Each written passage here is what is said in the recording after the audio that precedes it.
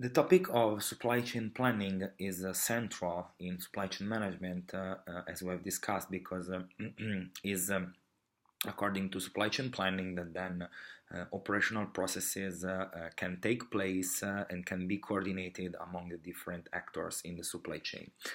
In particular, we have discussed the different levels that exist in supply chain planning. In particular, we have seen how the business strategy actually drives the supply chain strategy.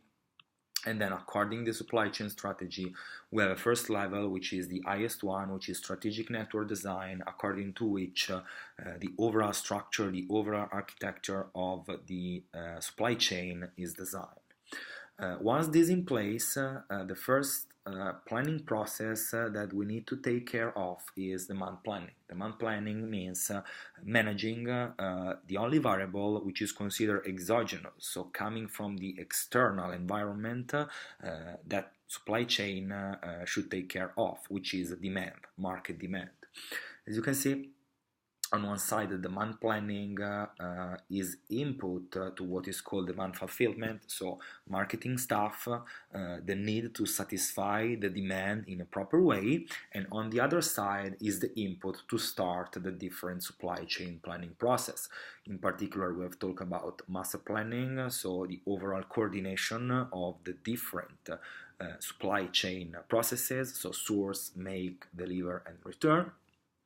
And then planning of specific processes. So material planning is everything which is related to managing and planning procurement in a supply chain. Production planning refers to everything that it means managing and planning manufacturing, production, operation in a supply chain. And distribution planning, which instead refers to everything which is managing and planning distribution, transportation, and delivery activities in the supply chain. These are, let's say, middle-level planning that then we have also some more operational level of planning, which is scheduling for production, so understanding which type of activities each production resources need to execute in order to support supply chain processes. Transport planning, which instead means planning transportation and load of transportation modes in order to transport goods in the end of the final customer. Once everything has been decided, then we have the operational level here, which is the physical execution of the processes. According to this, we have seen that there is a sort of hierarchy in the supply chain planning process. In particular, we have two general supply chain planning process, which is demand planning and inventory planning, which are, let's say, planning processes, planning activities which are valid, which are transversal, complementary to the three supply chain processes of the supply chain, so source, make, and deliver. While instead then we have specific planning activities for each of the process that characterize the supply chain. So distribution planning for delivery, production planning for make, and procurement planning for source. And in particular, until now, we have focused our attention on demand planning. Demand planning has different way to be called. It is called demand management, it is called demand forecasting, it is called demand planning, but besides the definition, these are the main building block of the demand management, demand forecasting, demand planning process. So we have seen that in a company and in a supply chain, to be consistent from a demand management perspective, you should answer the why question. So what is the role of forecasting in the company? So what forecasting, what demand management is useful for? So how output coming from demand management are used to plan and to execute other processes in the supply chain, which is the level of aggregation. So what we want to manage, which are the characteristics of the demand that we want to manage, and which is the level of description, the level of the unit of analysis of the demand that we want to manage. How we want to manage this demand. So which are the technique and methods that we should use to manage demand, so manage this exogenous variable? Who? So who is responsible of doing that? So organization and roles. How often this need to be made? So the time horizon of demand management, and how much, meaning how is important and how much time, how much effort the person involved in this process should put in executing this task. The first aspect that we have analyzed referring to demand management is the level of aggregation. The level of aggregation is a fundamental choice because it gives the scope to the process of demand management. In particular, we have seen that, first of all, there is a choice that needs to be made in terms of level of the supply chain where the demand forecast, the demand management is focused, because we have seen that we have different type of demand in the supply chain. We have the demand coming from the final customer.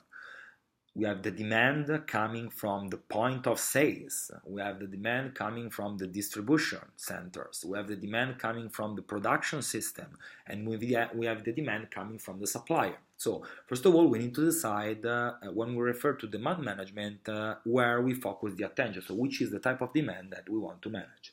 It is the demand of the final customer, it is the demand of the point of sales, it is the demand of the distribution center, and according to this, shape consistently the demand management process. Then, once decide that, of course, we need to understand which is the object of that demand.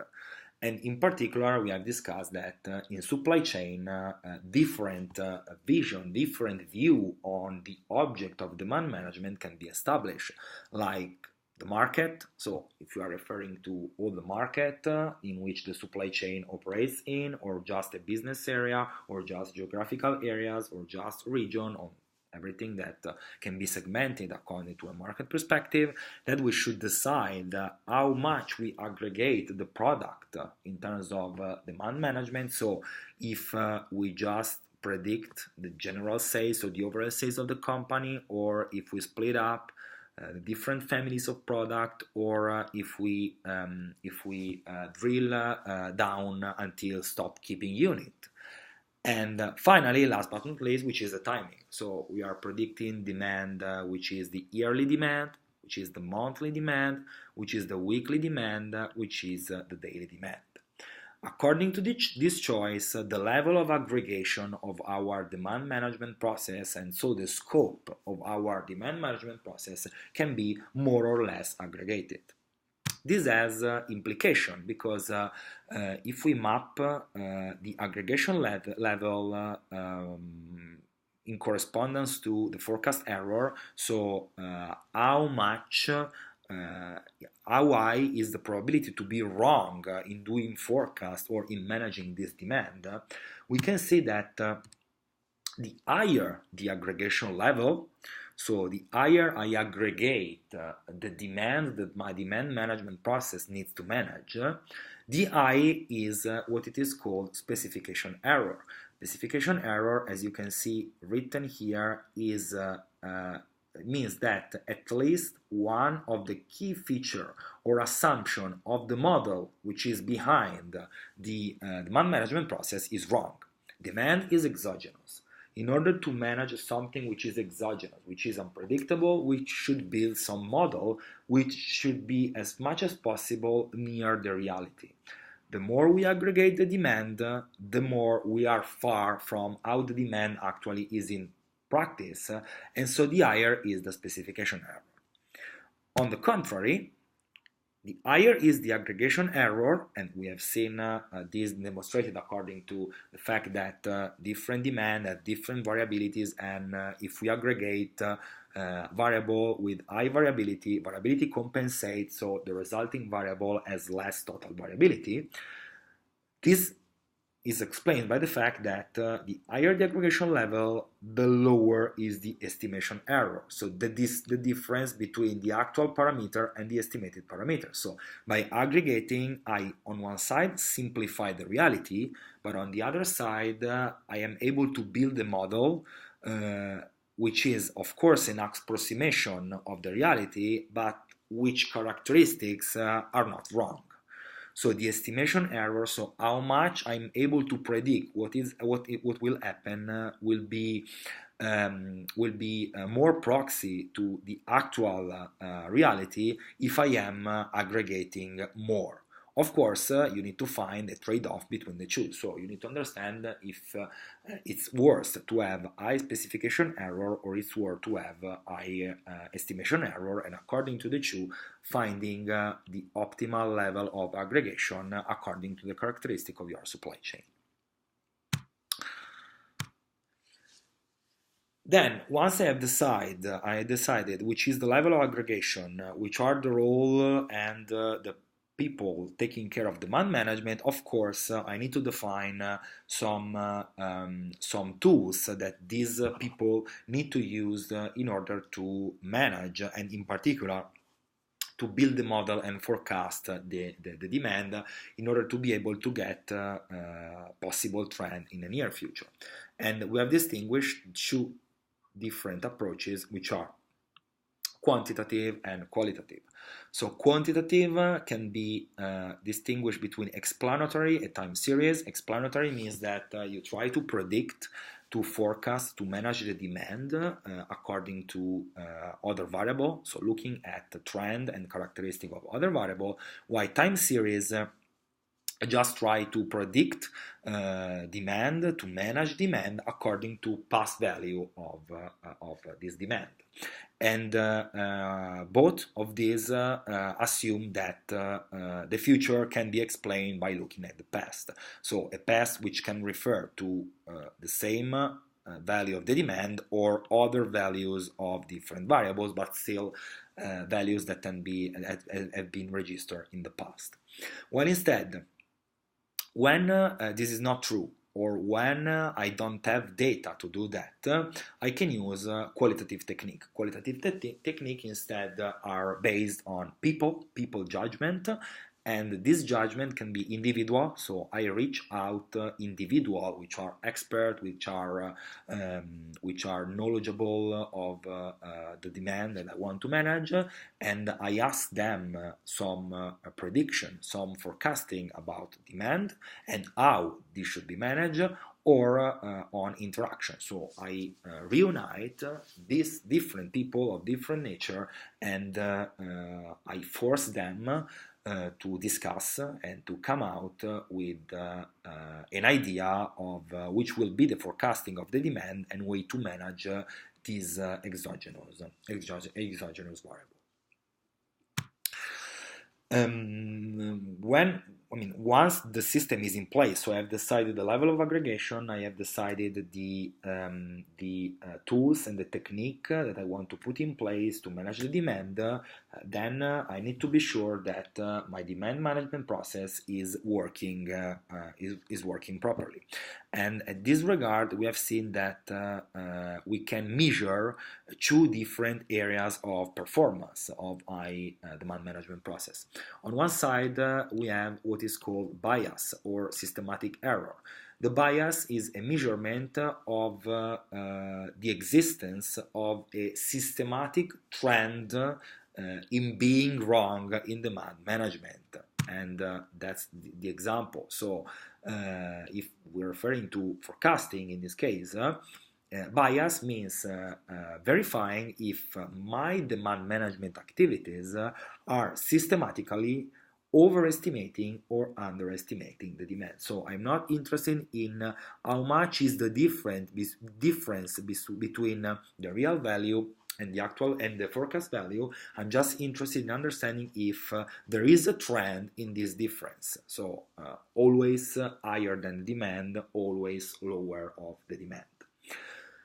the fact that the spread between the actual value and the forecast value is instead measured through accuracy. Accuracy instead measures the closeness of the measurements or estimate to the true value. You see here, accuracy performance management indicator measure how much my forecast is different from the real demand. So I'm measuring how much I'm able to hit the real number.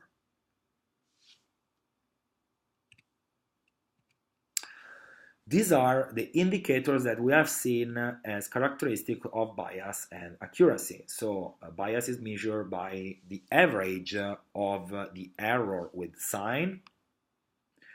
So calculation of the difference between the forecast in the period T and the demand in the period T for all the period that I'm interested to keep under the scope, ratio with n, the total number of periods. This is a number, and this may be expressed also in percentage if instead of just calculating the error with sign like this, I make the ratio with the total value of the demand in each period. So this is mean percentage error and bias for measurement of the systematic error. While instead, if I'm interested in measuring the accuracy, I can calculate the mean absolute deviation, which is the error of the forecast in absolute value. So for each period, I measure forecast, the difference between forecast and the demand in absolute value for every period, and then I average the sum of this value. So I obtain the average of the error forecasting in absolute value, and again I can make the mean absolute percentage error by instead of just making difference between the forecast and the demand with sign, I make the difference between the forecast and the demand in absolute value divided by the demand, and then I make the average. So this is a number, this is a percentage. Besides this, which are the main indicator for accuracy, I can also calculate the mean square error, which is the variance of the error, so the difference between the forecast and the demand squared, in order to enhance big difference between the two, and then making the average, I obtain exactly the expression of the variance. If I square this value, I obtain the root mean square error, which is the standard deviation of the forecast error, which is then telling me on average which is the confidence interval of my forecast. So whenever I forecast something, I know that my forecast can be different on plus minus the root mean. We have also seen a very short example of application of calculation of the forecast, the demand management performance indicators, which you see displayed here. So these are an overview of the main indicators and their meaning. This is the demand series. So we have just 4 periods, like 3 months per year. This is the forecast and this is the demand. So the first things we have to do is to calculate the difference between the forecast and the demand, which is, as you see displayed here, the difference between these two values. Calculate this, you drag and drop, and you have for each period the error measurement. If you make the average, so if you average this value, you obtain what is called bias. If you do the same, just by dividing for the demand, so this value divided by the demand, you obtain a value in percentage. You do this for every period, and you then average the obtained value, you have the mean percentage error. And these are the indicator of bias. So in our case, we are overestimating the demand of 12.5 units on average, or 13%, according to the level of the demand. If I want to evaluate the accuracy, I need instead to evaluate the error with sign, which is this value, exactly the same value, with without the minus in front, so all positive values. So we are just considering the absolute value, so 20, 20, 150. If I average the previous one, you see that mean absolute deviation is 47.5, and if I calculate this value with the demand, I just express this in terms of percentage. Again, we are not just overestimating the demand, but we are also inaccurate in doing that, because on average we are wrong on 47.5 unit, which is 24% is compared to the average value of the demand. I can also calculate the variance and the root mean square error. By doing that, I just have to square the value of the error for each period and then make the average. So we have a variance or a mean square error of 3,325, which square root means, let's say, a standard deviation on a forecast of 57 units, 58 units if you want to round this value. So it means that every time I make a forecast, like for example in this period, forecast of period 4 is 350 plus minus 58 units. Okay, we can also express the root mean percentile square error if we want to obtain this instead of 1000 value in this case, which make few sense in percentage. So I just elevate I just square the value here, and I obtain that the variance of my error is 34%. So that was a very simple example of how to calculate some main indicators related to the demand management process and the demand forecasting.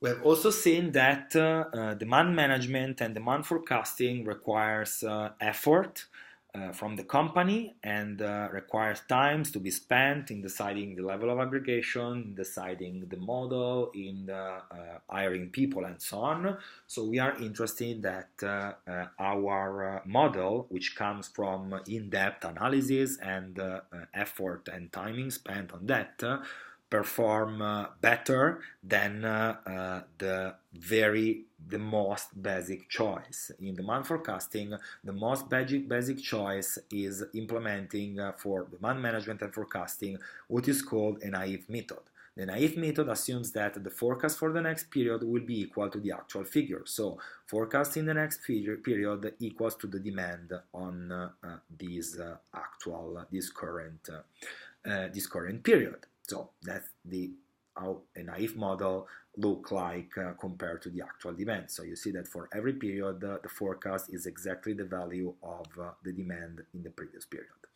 Of course, this is a zero investment model, and we are interested that the error that I obtain with this model is at least worse than the error that I obtain with the model that I'm actually implementing.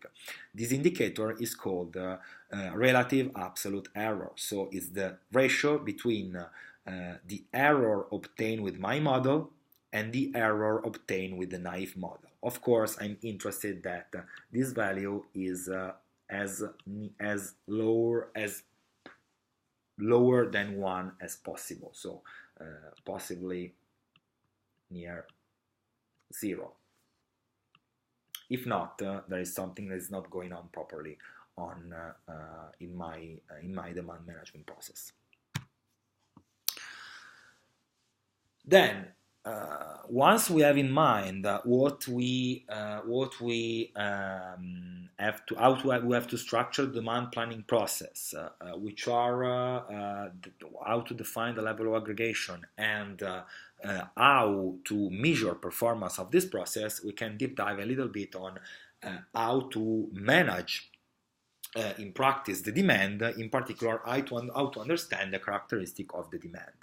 And this leads to the discussion about demand analysis. Demand analysis means analyzing and characterizing the aspects related to the demand that we have to manage.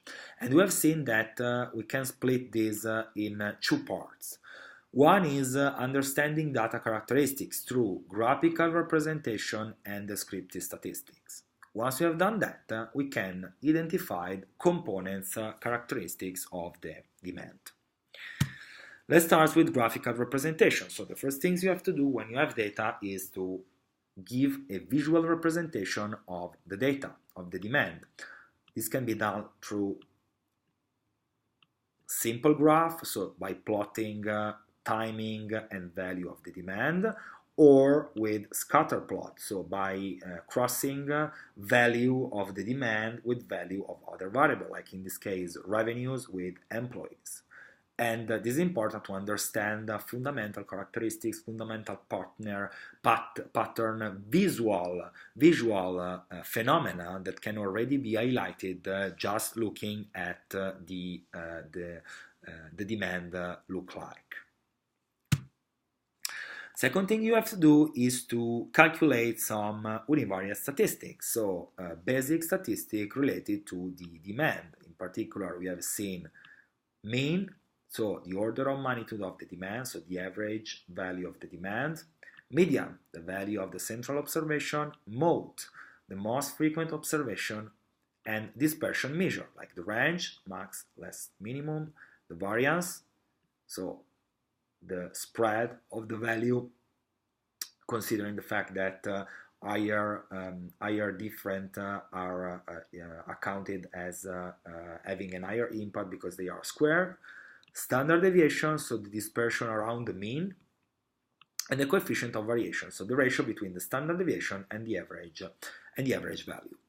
This is called univariate statistics. Univariate statistics is called like this because it is the first step of understanding statistics of the demand, as the second step is bivariate statistics. In particular, we have seen that bivariate statistics means getting if the demand is correlated with some other variable. In this case, you see two different types of demand, the blue coming from northwest,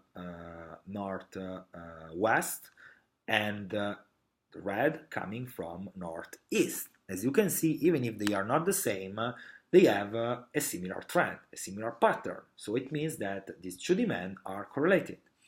It is useful to understand if two demands are correlated or if a demand is correlated with other variable, because if the other variable is more manageable, focusing the attention of this one can be also useful to manage and to make forecast and to make prediction about the main demand that we want to analyze. If we don't want to calculate the correlation of the demand with other variable, a second option is to calculate what is called autocorrelation or lag correlation. The autocorrelation means understanding if the value of the demand are correlated with the value of the same demand in other period. Like for example, in this case, when the lag equals to 1, we are understanding if the demand in the second period is correlated with the demand in the first period by lagging, by creating a second series, which is the first one just postponed of one period. Demand in period 2 correlated with 1.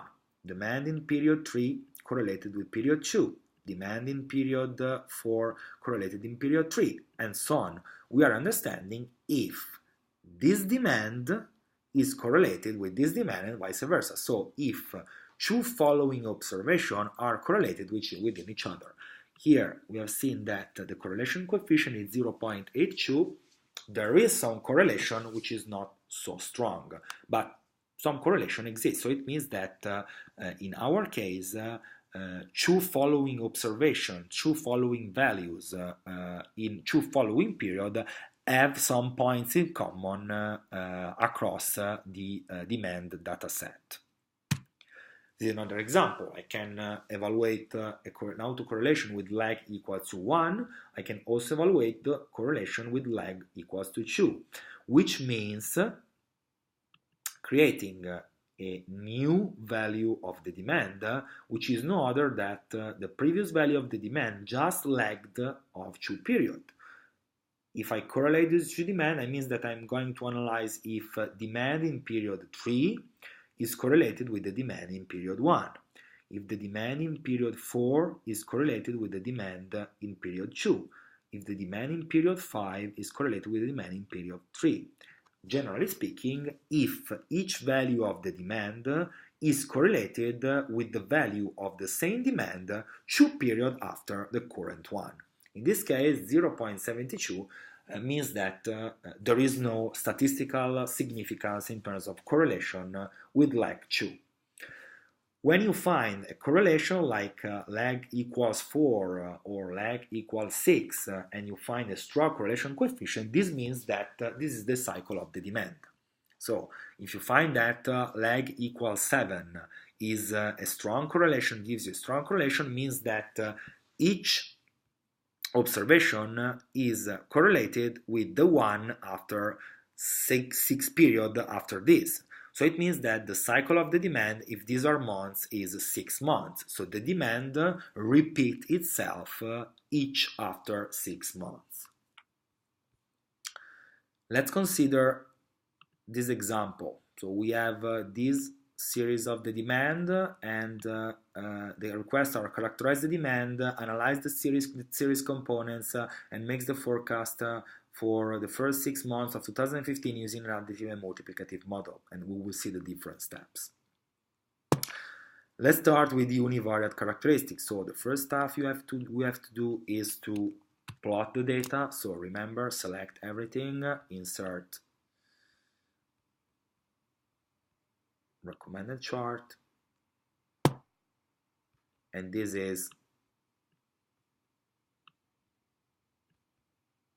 are our data. Okay, if we want to calculate the mean, average, mode,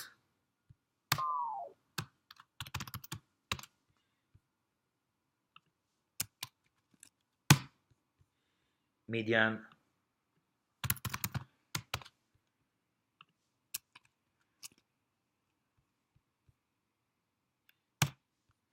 variance,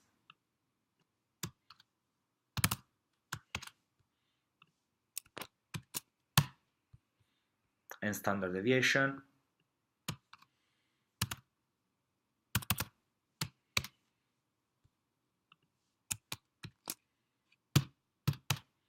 Then you can also calculate the coefficient, the variation coefficient, which is the ratio between standard deviation and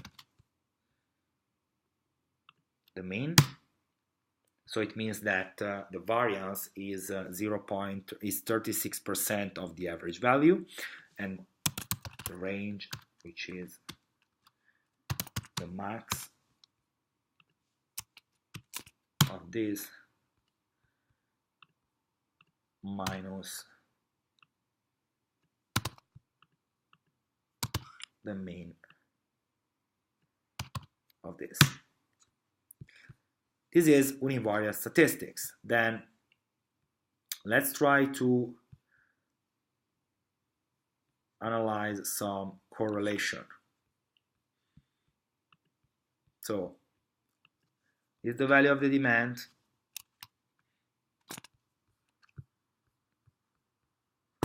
If I correlate, so the command is correlate the series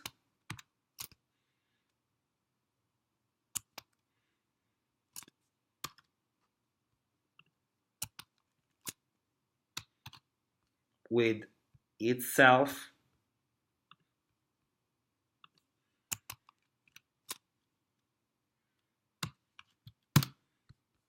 the value is 1 because I'm correlating the series with itself. Then what I have to do is to copy this and paste this, leaving empty the first space. Okay. And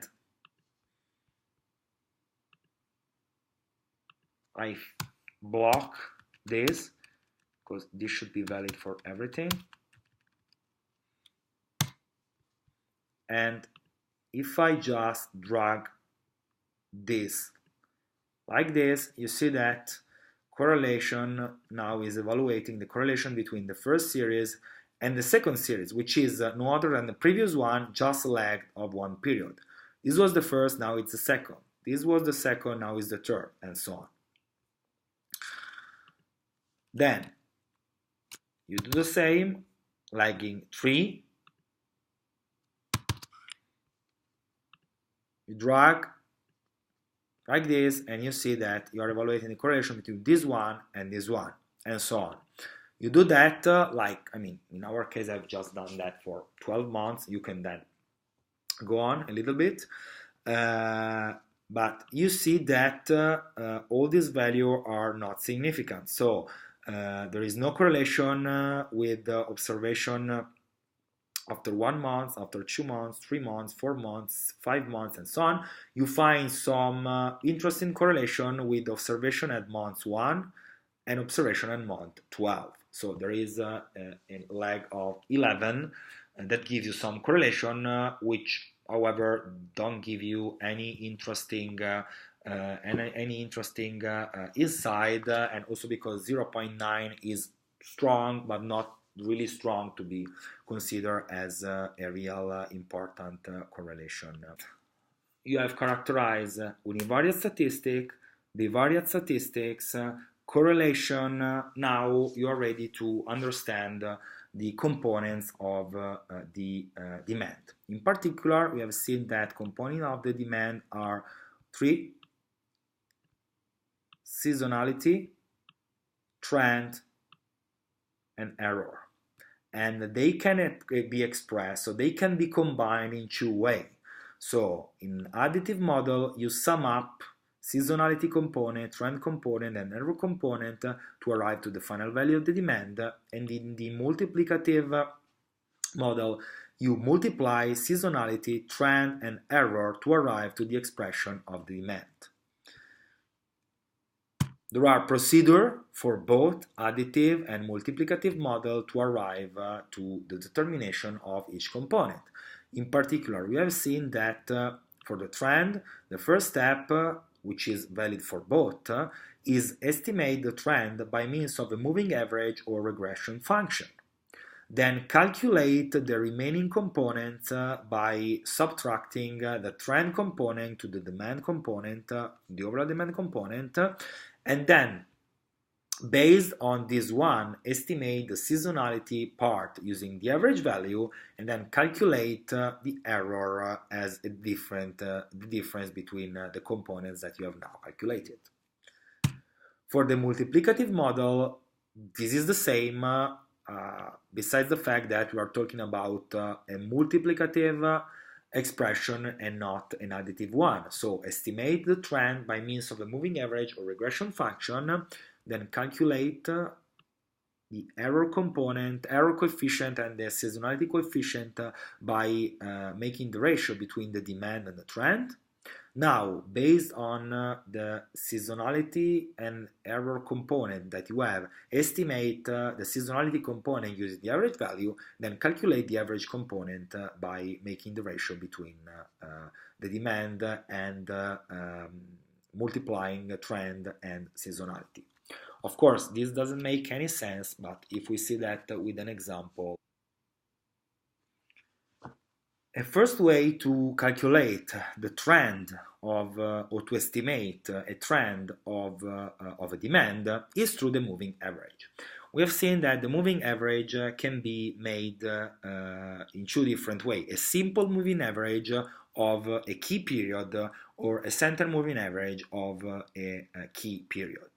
And in both cases, there are difference if the key number is odd or even. Let's imagine that key is equal to 3 and we are doing a simple moving average. In each period, starting from period 3, the moving average will be no other than the average value of the previous 3 demand values. Do that, drag and drop, and as you can see here, you see displayed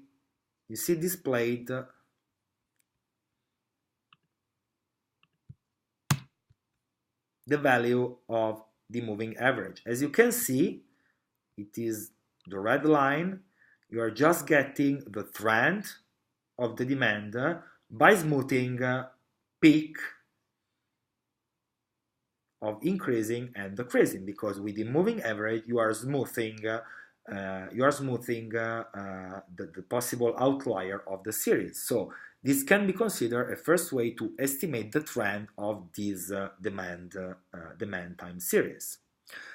If you want to be more accurate, we are not just interested in making the average of the previous 3 period, but of 3 period, because 3 is still our period of interest, but 3 as an interval or as a center period. So it means that like if I position here in time 2, moving average centered with period 3 will be making the average of these 3. So the current value, the previous one, and the next one. Do like this, and as you can see, it is more accurate. I don't know if you see, I'm sorry for the color, but the green line get the trend better than the red line, because the red line you see as some sort of lag, because it just considered the past observation. This instead, considering something from the past and something for the future, is able to get more in a more precise way the trend of the demand by smoothing positive and negative peak. Let's consider that key is an odd number. If it is an odd number, is this 4? There is no problem. Here we have started at 3. If it is a simple moving average of key equals 4, you just position in 4, and this will be of the previous 4th period. And that's it. And you see this display. You see that this moving average is not so accurate. You see that it gets the trend, but in terms of let's say getting how the demand is made, it seems to be a lag in getting this trend. So maybe it could be useful to do a center moving average. The problem is that with an odd period, you don't have the center. So where you center your moving average? You cannot center it. So you need to make this.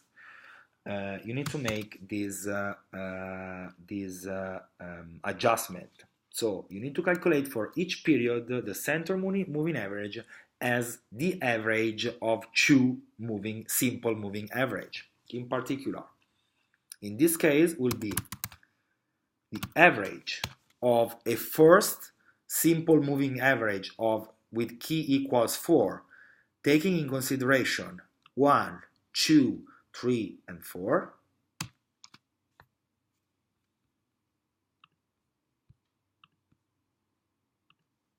plus a second moving average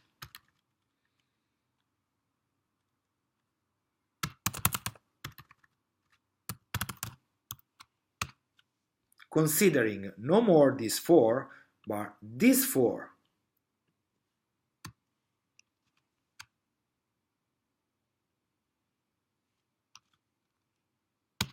Divided by 2, because I want to do the average between the 2. See that? If I then step to 3, As you can see, the center moving average in key equals 4 is the average of two simple moving average of key equals 4, the first one considering this 4 value and the second one considering this 4 value. If you have understood how to do that, you drag down, and of course, please be aware of the fact that you lose some, you see that this is not correct. So this is, you cannot do that. So be sure to eliminate, you cannot do that.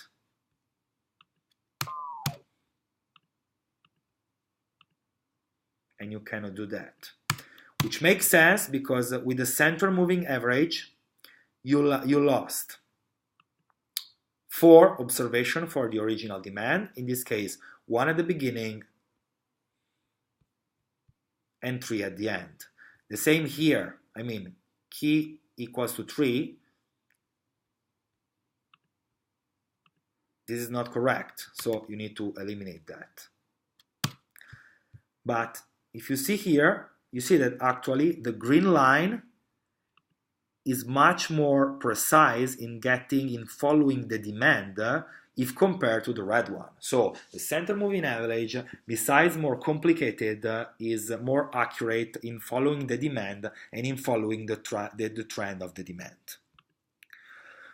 You use the moving average if the correlation indicates that your demand has a cycle. If not, what you have to do is to use the regression. And here you find what you should do to insert a regression. So first of all, plot the demand. So first, please transform the value here in a chronological order, okay? So start from 1 and reach, in our case, period 168, okay? And plot the demand. So insert recommended chart title here.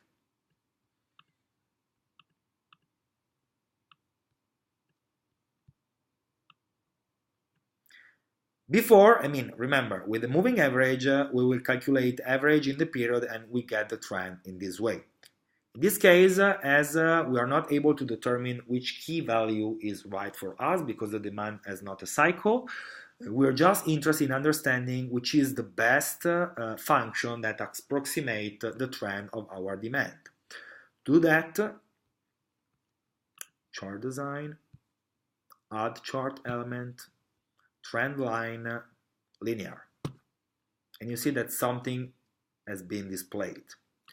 Click on this, right click, format trend line, and here you can decide which type of trend line option you want. You want exponential, you want linear, you want logarithmic, you want polynomial, you want power, you want moving average, and so on, okay, of period and so on. Let's say that if we want polynomial order 2, let's make the hypothesis, you can say display equation on chart and display R² value on chart, okay? Here is the equation. So with the polynomial of 2, that's our equation, okay? Of course, you use a polynomial higher than 2, higher than 1, if it makes sense to use it. So in this case, we see that we have an R² of 0.5357. Let's see what happens if we transform this in a linear. With linear, we have the same R² with a much simpler expression. So that is the smart choice to be used. So in this case, this means that the trend can be calculated as dt, the demand, equal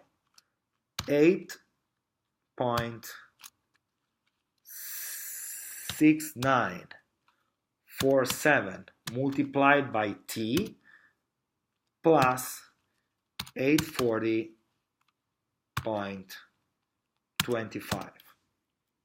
Okay? That's the expression of the trend for our series.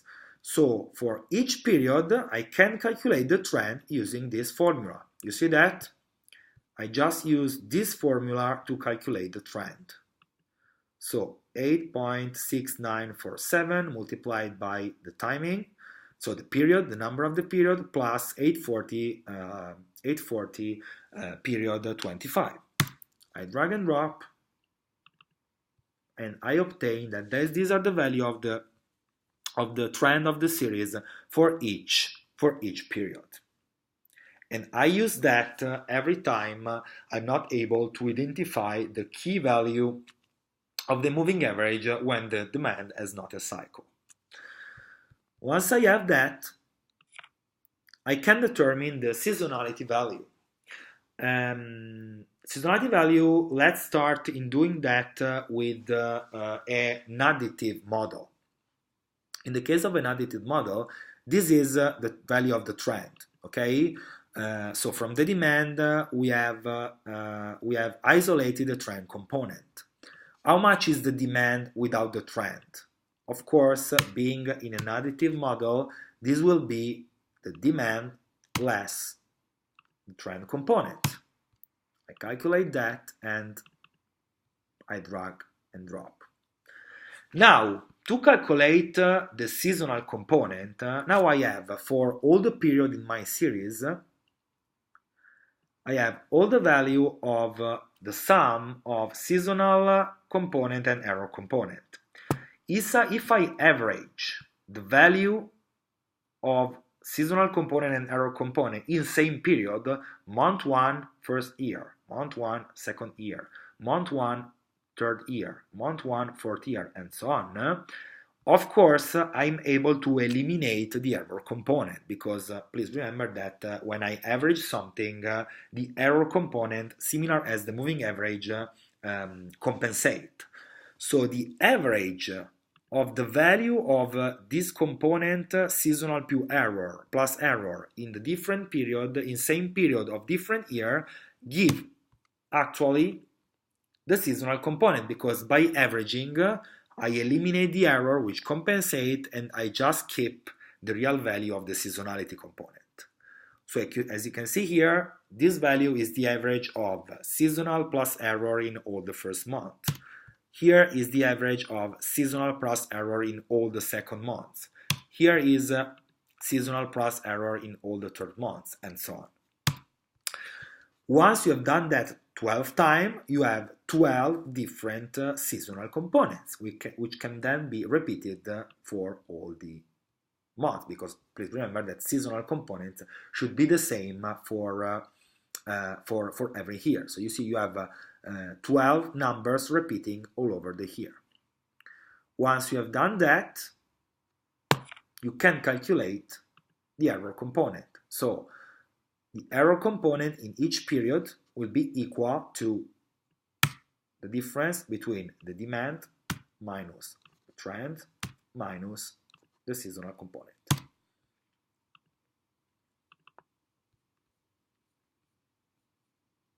And you have identified the three different components. Of course, then you can calculate some average value from the error. Please remember that before we have made this calculation on equal period in different years, because we're talking about season, something which need to be repeated during the year. For error, this is not valid. So for example, we can calculate the average value of error per year, so by averaging the first 12, the second 12, and so on. In order to understand if you have done everything in a correct way, magically, if you average this, you should get 0. You see that? You get 0 because error compensates whenever you make average on average. So you get 0 because, of course, averaging this value all over the year and within the year and between the year, of course, this component compensates. So make a final check to see that everything is okay. If you sum up this plus this plus this, you obtain exactly the same value of the demand. So you have been able to determine the value of the demand using the components, so trend, seasonality, and error that characterize this demand.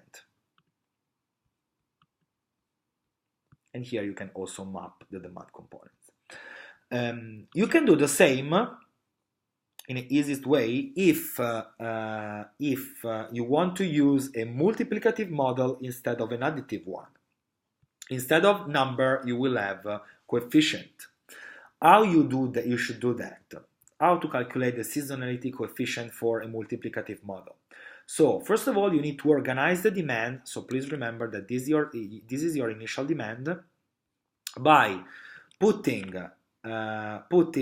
each period, same period, near each other. So you see that here you have 2001, all the first month, 2001, all the second one, until 2014, and so on, and calculate the average.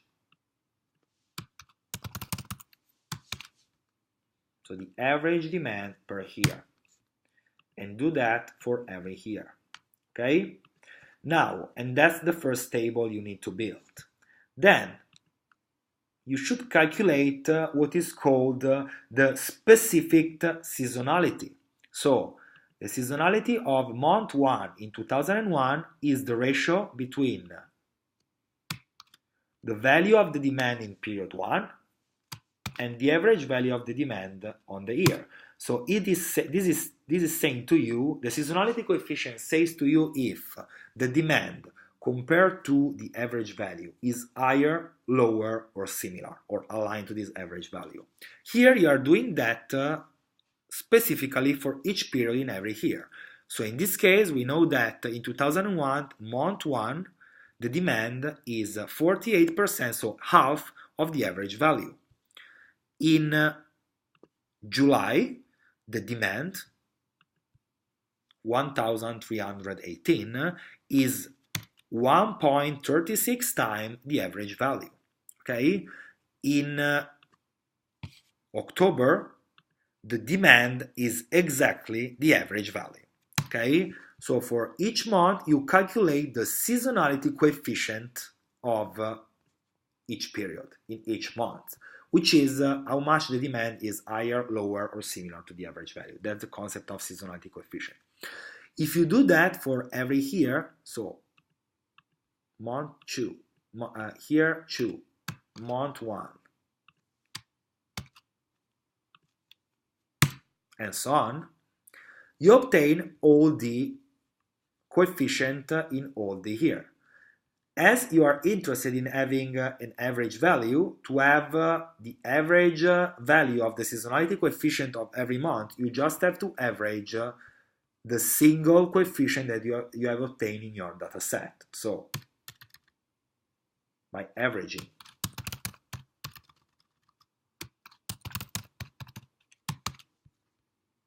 this,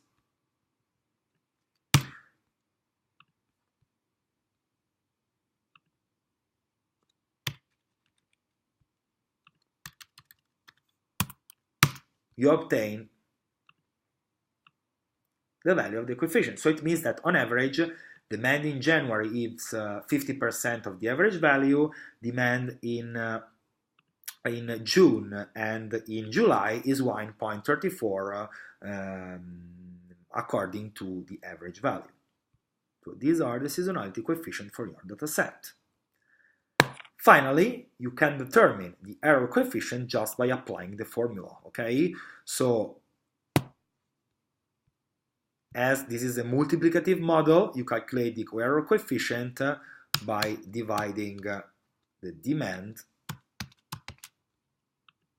with the trend multiplied by the seasonal coefficient as calculated before. So you see here, you have 12 different seasonal coefficients repeated along the data set. And in this case, I've just changed, instead of making the average within the here, I have made the average within the same period. It's the same approach, but it doesn't count because we're not talking about seasonality. We are talking just about error coefficient, average coefficient. So this is the same as we did here across the here. So I've just changed the way in which I have calculated the average coefficient. So instead of making it the average error coefficient across the here, I have made the average error coefficient across same period in the data set.